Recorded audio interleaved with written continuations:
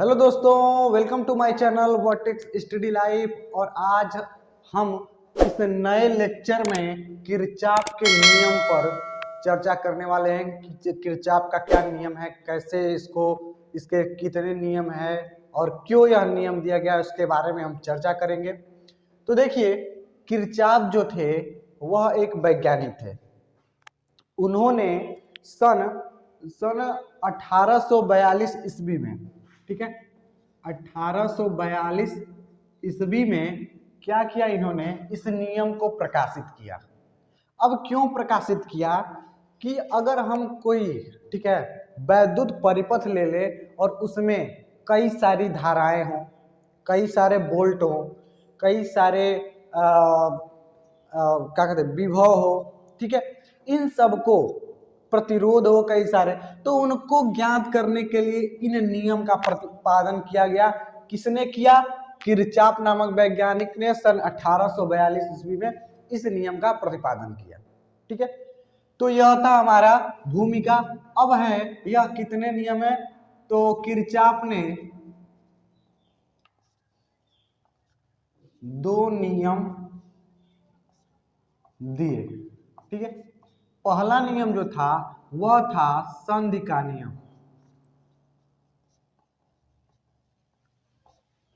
संधि का नियम, संधि का नियम क्या है?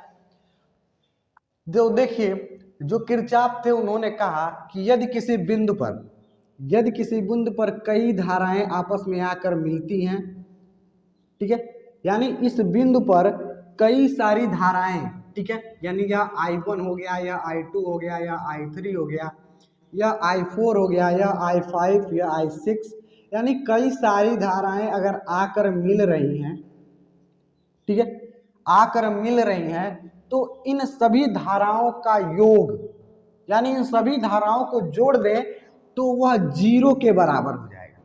ठीक है, यह कहता है संधि का नियम।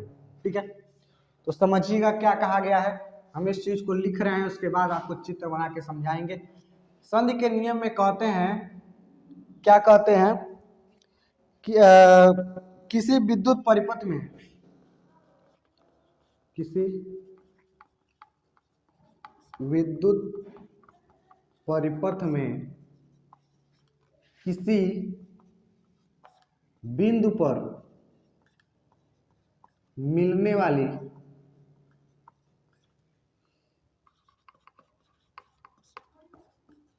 संपूर्ण धाराओं के योग का मान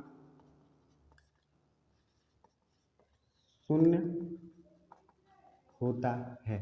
यानी चित्र के से समझे कि मान लेते हैं यह एक कोई बिंदु है O, और इस पर I1 धारा, I2 धारा, I3 धारा और I4 धारा आ रही है।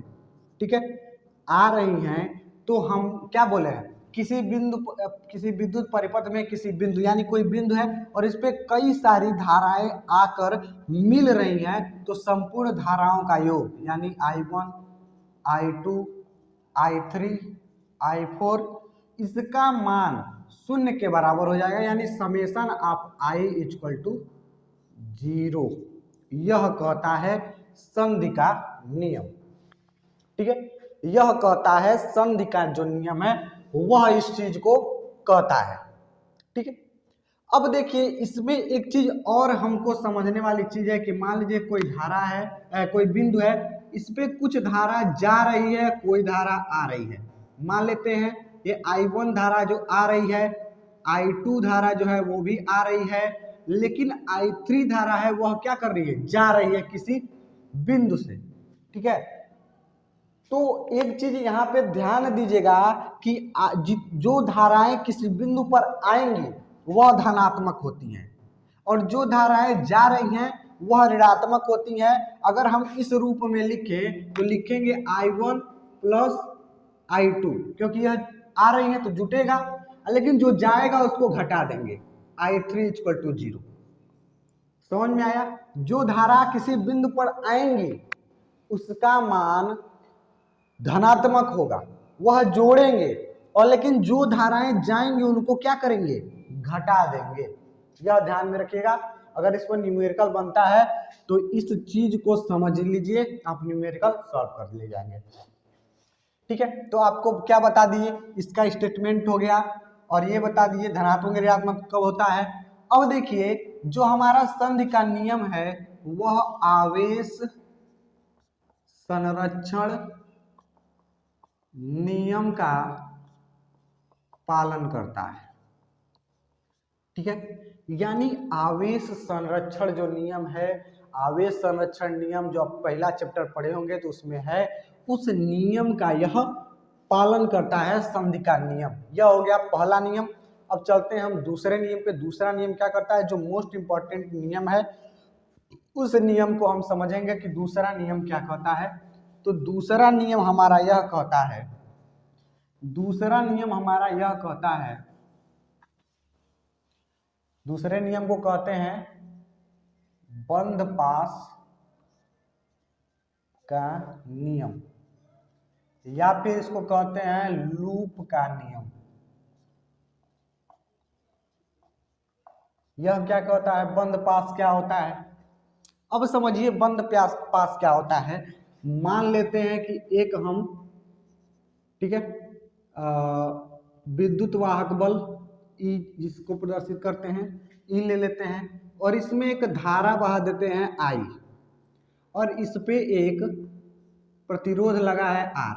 ठीक है, प्रतिरोध लगा है आर। उसी प्रकार से इसको I1 मान लेते हैं, फिर एक बना लेते हैं जिसको क्या, यह E2 हो गया, इसमें भी धारा I2 बहा देंगे, और ये R1 है, ये R2 है। समझिएगा बात को। और इससे एक बंद परिपथ बना देते हैं, यहाँ पे एक रेजिस्टेंस R3 लगा देते हैं और इसको मिला देते हैं। अब देखिएगा धारा किधर, धारा की दिशा हमने एरो से लगा दी है। इस चीज को आप समझिएगा, धारा की दिशा हम एरो से लगा दिए हैं कि धारा किधर बह रहा है। ठीक है, अब बंद पास जो है वह इसी को बंद पास कहते हैं कि यदि कोई परिपथ जो हमारा है वह बंद हो, वह बंद पास है। अब इसमें क्या कहता है यह धारा, यह कहता है, यह नियम यह कहता है, यह नियम कहता है कि किसी विद्युत परिपथ में बंद पास के विभिन्न मार्गों, यानी किसी परिपथ में, इस चीज को लिख देते हैं, किसी परिपथ में बहने वाली धारा आई तथा बहने वाली धारा आई तथा प्रतिरोध, लिख देते हैं यहाँ पे धारा से संबंधित, धारा से संबंधित प्रतिरोध का बीजगणितीय गुणनफल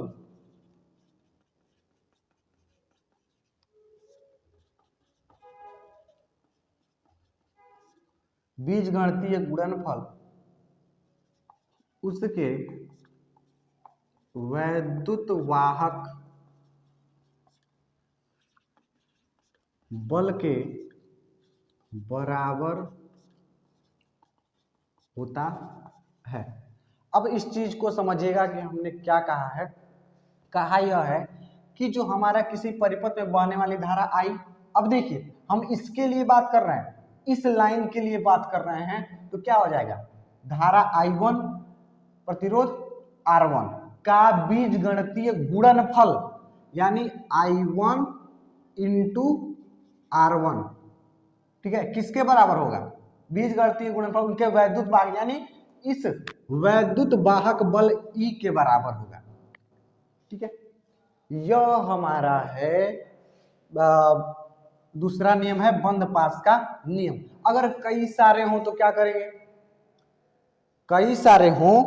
कई सारे अगर धाराएं हों, जैसे यहाँ पे हमने I1 ले लिया, I2 ले लिया, इसी लाइन में हो तो क्या लगेंगे, समेशन लगा देंगे। समेशन का मतलब है अगर कई सारे हो तो सबको जोड़ेंगे, यही करते हैं। अब देखिए यह हमारा हो गया बंद पास 1, यह हो गया बंद पास 2। अब दोनों के लिए हम समीकरण आपको बता देते हैं कि कैसे समीकरण को डिराइव करते हैं, इसमें क्वेश्चन किस प्रकार से आएगा, तो आपको बता देते हैं। यह देखिए बंद पास 1 के लिए आप लिखिए, यहां लिख देते हैं बंद पास 1 के लिए। अब आपको एक चीज और ध्यान में रखिएगा कि हमारा डायरेक्शन अब इस टाइप से, माने पहला को देखेंगे उसके बाद से दूसरे की ओर बढ़ेंगे, यानी इस टाइप से हमारा डायरेक्शन होगा कैलकुलेशन करने का, जो हमारा डायरेक्शन होगा। अब समझिएगा कि यह जो हमारा डायरेक्शन होगा उसके अपोजिट अगर धारा मिल जाए, यानी हम चल रहे हैं इस दिशा में और धारा आ गया इस दिशा में, तो इस धारा का जो मान होगा वह ऋणावेशित हो जाएगा, यानी माइनस में आ जाएगा। ठीक है, यहाँ पे लिखते हैं, आप समझेंगे। इसके लिए बताइए क्या हो जाएगा, I1 R1, यही होगा ना, I1 R1। अब देखिए अब क्या करते हैं, अब इस दिशा में जब हम चलेंगे तो वैसे तो हमको जोड़ना चाहिए, लेकिन क्या हो गया, अब हम इस दिशा में चल रहे हैं तो यह इसके देखिए धारा का दिशा ऐसा है और हम ऐसे आ रहे हैं, धारा का दिशा I2 के लिए ऐसा, पहले में धारा का दिशा हमारे जिधर हम चल रहे थे यह धारा का दिशा है और हम ऐसे ही चल रहे हैं, तो यानी धारा का दिशा हमारे साथ है तो वह पॉजिटिव आ गया। अब हम जब मुड़ेंगे तो धारा का दिशा हमसे अपोजिट हो जाएगा, इसलिए यहाँ प्लस न लिख के माइनस लिख देते हैं। और फिर से इसके लिए I2 R2 is equal to, अब पहले के लिए E1 तो हम मानेंगे और फिर जब हम चलेंगे तो E2 के लिए माइनस E2। यह हो गया समीकरण 1, यह हो गया समीकरण 1। देखिए ऐसे ही धारा जाएगा। अब देखिए यह बंद पास 1 के लिए है, अब बंद पास 2 के लिए, बंद पास 2 के लिए क्या हो जाएगा समझिएगा, बंद पास 2 के लिए क्या करेंगे, फिर ऐसे ही चलेंगे हम। ठीक है, तो अब इसके लिए देखिए यह डायरेक्शन पॉजिटिव हो जाएगा, I2 R2, और यहाँ पे देखिए जब दो धाराएं हैं ये भी धारा इस तरह से आएगी और ये भी धारा इधर बढ़ेगी, तो जब यहाँ पे जो धारा निकलेगी वह I1 प्लस I2 होगी। अब हमारा डायरेक्शन इधर है और यह धारा जो है देखिए हमारी डायरेक्शन बदल गई है, यह धारा सही है इधर ही चल रहा है। ठीक है, इधर ही चल रहा है, यानी हमारे डायरेक्शन में यह धारा चल रहा है, तो इसके लिए पॉजिटिव ही लगेगा, यानी I1 plus I2 R3 equal to. अब देखिए इस पास के लिए हम यहाँ पे फिर चित्र बना दे रहे हैं, इसके लिए इस चित्र बंद 2 के लिए चित्र हमारा होगा यही होगा,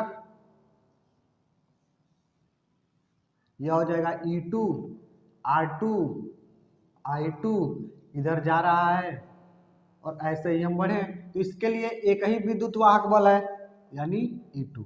अब आप पूछेंगे कि I1 I2 कहाँ से लिखे, तो भैया यहाँ पे जो धारा हमारी है वह I के जगह पे I1 प्लस I2 है।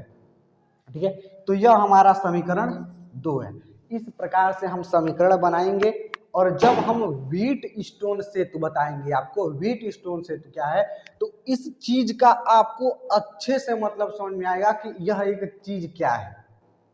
ठीक है, तो यह था हमारा, इसमें एक चीज और आपको बता दें कि यह बंद पास का जो नियम था, लूप का नियम, इस नियम में एक चीज होता है क्या, यह जो होता है वह ऊर्जा संरक्षण के नियम का पालन करता है, ऊर्जा संरक्षण नियम का पालन। पहला किसका पालन किया, आवेश संरक्षण का, यह जो है दूसरा वह ऊर्जा संरक्षण के नियम का पालन करता है। अगर वीडियो अच्छी लगती हो तो लाइक करिए, चैनल को सब्सक्राइब कर लीजिए। क्योंकि मेन जो टॉपिक है पार्ट 2 जो आपका फिजिक्स का दूसरा बुक है उसका भी मोस्ट इंपॉर्टेंट क्वेश्चन आप तक देते रहेंगे। वीडियो अच्छी लगती है तो लाइक करिए और हमें भी सपोर्ट करिए। धन्यवाद।